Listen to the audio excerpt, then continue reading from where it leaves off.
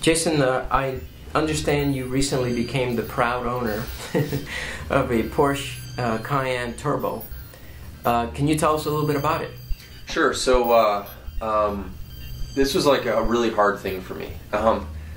I've owned, from 2006, I owned an Audi RS5, which is probably one of the best cars ever made, I think, in the history of cars. I think, like, for the money, for everything, it was so damn good and so stealthy. I like stealth. I don't like showing off sort of thing. So it was the perfect car for me.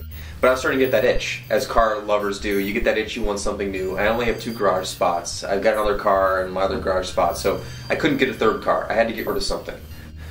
And so it came time for me to get rid of the Audi RS5, which just killed me. But I sold it to a friend of mine, so I'll see it all the time.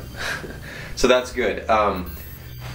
But what I decided to do was, I've been looking for, my requirements are this. I like performance, I like all-wheel drive, those are the things that are really important to me. So I was looking for other cars.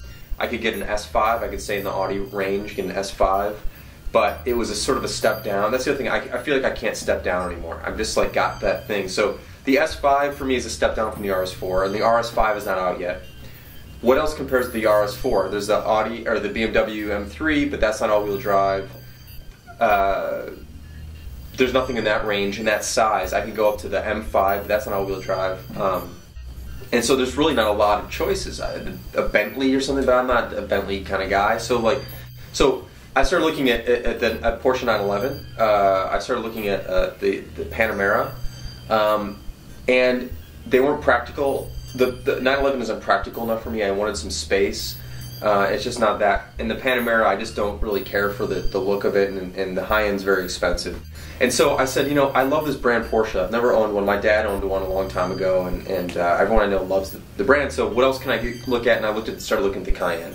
I've never owned an SUV. I have had a Jeep Wrangler, but I don't really consider that an SUV. It's more just like a off-roady kind of car.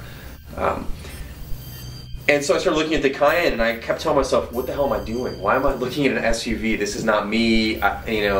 People I know who know I have it go, that's not you.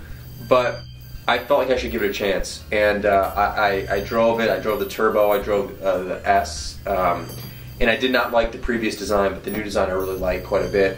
And I decided to try it. And I got to say that it surprised me in every way. It performs beautifully.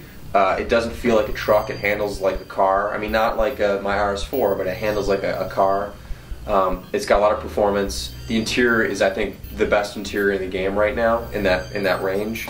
And the technology is brand new. It's touchscreen. I mean, it's really, really nice. I've been really, really happy with it so far. And I had like a week of buyer's remorse maybe, but it's totally gone. I'm really thrilled with the car so far. It's been great.